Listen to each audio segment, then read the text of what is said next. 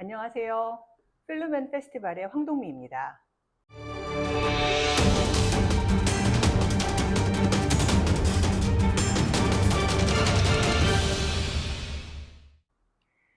우리나라 영화 역사에서 많은 사람들이 가장 중요한 작품으로 꼽는 영화, 여러 작품이 있지만 그 중에 한 편이 오발탄이라고 하는 영화일 거라고 생각합니다.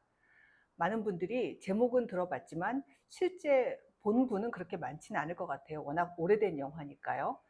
이 영화 오발탄은 그 한국영상자료원에서 뽑은 한국영화 100선에서 몇 년간 계속해서 1위로 선정된 작품이기도 하고요. 심지어는 2010년대 말쯤에는 그 대학 수학 능력 시험 평가 수능이라고 하죠. 수능의 지문으로까지 출제된 작품이기도 합니다. 그만큼 온 국민이 그 존재를 알고 있는 작품이죠.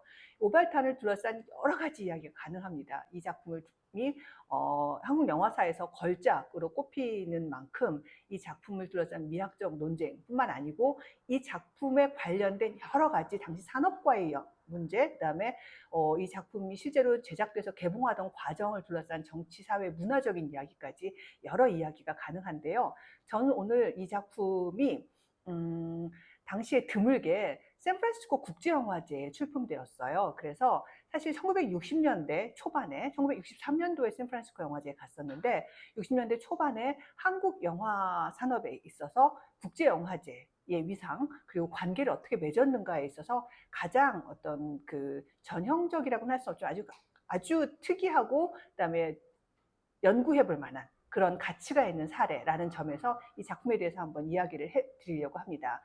유연목 감독님 잘 아시는 한국 이미 돌아가셨지만 어쨌든 거장 감독의 한 분으로 꼽히는 유연목 감독님이 1961년도에 만든 영화인데요. 이 작품은 원작 소설이 있어요. 1959년에 발표한 이범석이라고 하는 소설가가 쓴 같은 제목 오발탄이라고 하는 제목 소설을 이제 원작으로 해서 영화로 각색을 해서 만들었고요.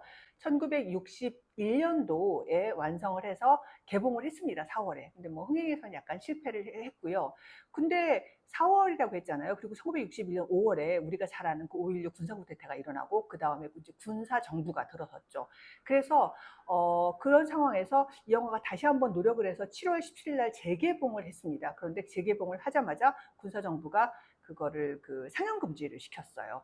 그리고 나서 몇 년 지나서 63년 한 2년쯤 지나고 나서 제작자가 영화에 문제가 됐다고 하는 지점들 몇 가지 가장 이제 크게 문제가 됐던 점은 전쟁으로 인해서 그 실사한 어머니가 가자 고향으로라고 외치는 게 마치 북쪽으로 가자라고 하는 것처럼 느껴진다는 그런 군사 정권에 약간 터무니없을 정도의 그 문제 제기가 있었는데 그런 것들을 수정을 해서 다시 63년도에 이제 그 재심 청구를 하게 됩니다.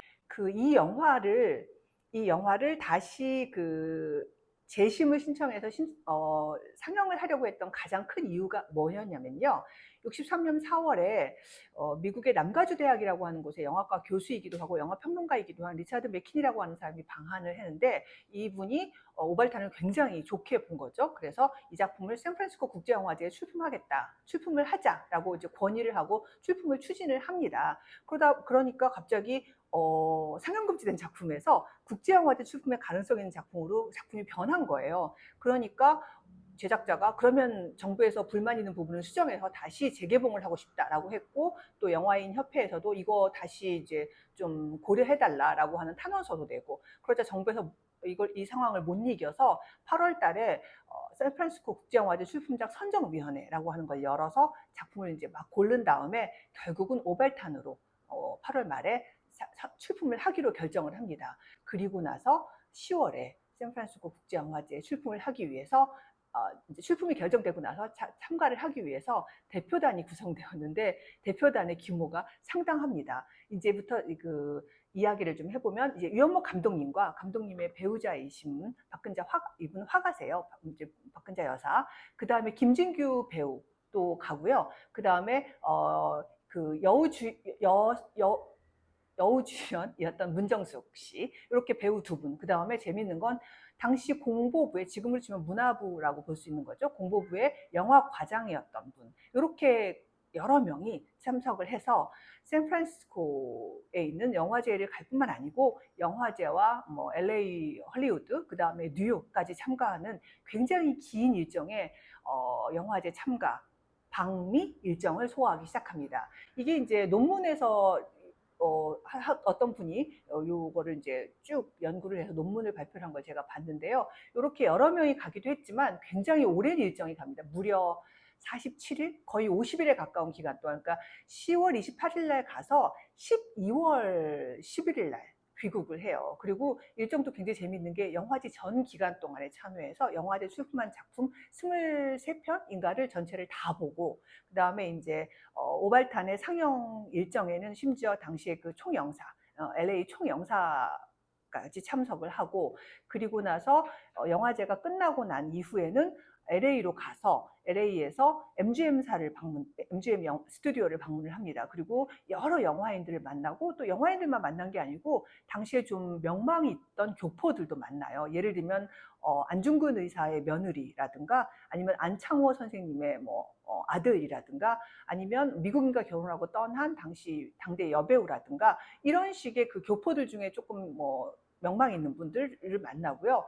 또 USC 남가주 대학에 가서 그 영화를 상영하고 또 강연도 합니다. 그러고 난 다음에 또 뉴욕으로 옮겨요. 그래서 뉴욕에서 전함 포템킨을 그 필름 라이브러리에서 봤다는 기록이 있고요. 그 다음에 또 그레니치 빌리지나 이런 곳에서 이제 브로드웨이를 방문했던 기록이 있습니다.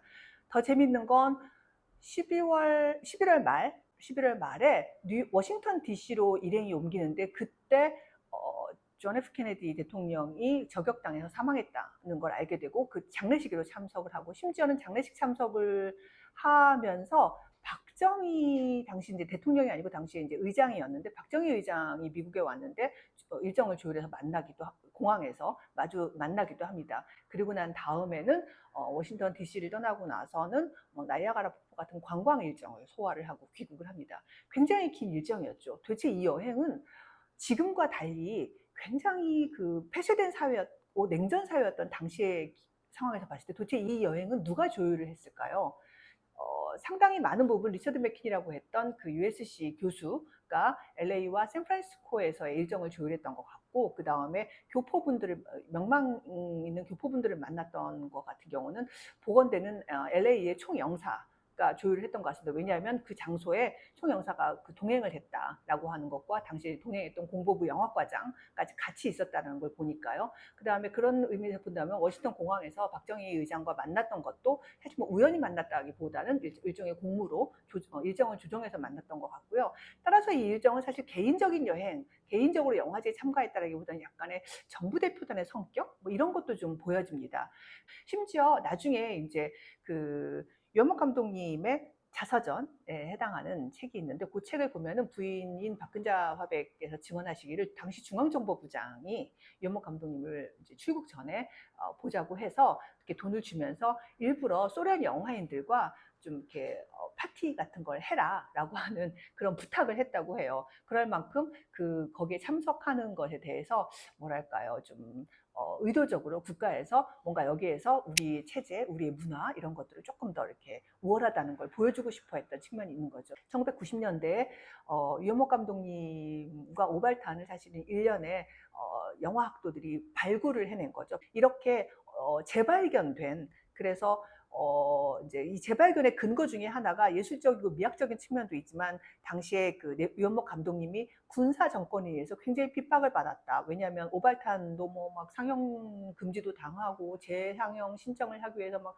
영화도 수정을 해야 했고 또 오발탄 이후에 만들었던 춘몽이라고 하는 영화는 심지어 유현목 감독님이 반공법과 음란죄 너무 황당한데로 기소가 돼서 그중에 반공법은 무죄를 받았고 음란물을 유포했다, 음화를 배포했다고 하는 부분은 유죄를 받는 엄청난 압박을 받는 그런 일종의 그 군사 정권의 피해 혹은 냉전의 피해자라고 하는 측면에서 이 작품을 이제 사실 젊은 사람들이 더 이렇게 더 높게 평가하고 했는데 사실 내면을 살펴보면 이 50일, 60일에 걸친 긴 여행을 실질적으로 지원했던 게 상당 부분 정부였고 이런 것들을 생각해 보면 이 작품이 피해자였지만 동시에 수혜자이기도 했다라고 하는 굉장히 아이러니한 상황을 우리가 볼 수가 있는 거죠. 어쨌든 당시에 영화제에 참가한다는 것, 어떤 국제사회에 들어간다는 것이 지금과 다른 냉전이라고 하는, 그러니까 미소 양국 냉전 체계 안에서의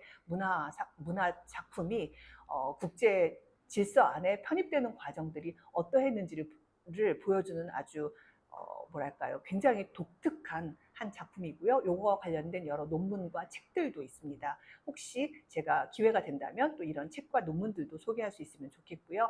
이런 의미에서 오늘 여러분께서도 한번 이 오발탄이라고 하는 영화, 이 암울하지만 굉장히 아름답고 당시 시대상을 매우 잘 표현한 이 영화, 그리고 그 영화를 그때의 관점과 지금의 관점에서 봤을 때 어떻게 달라지게 볼 수 있는지 이런 것들도 생각하면서 한번 보신다면 좋을 것 같습니다.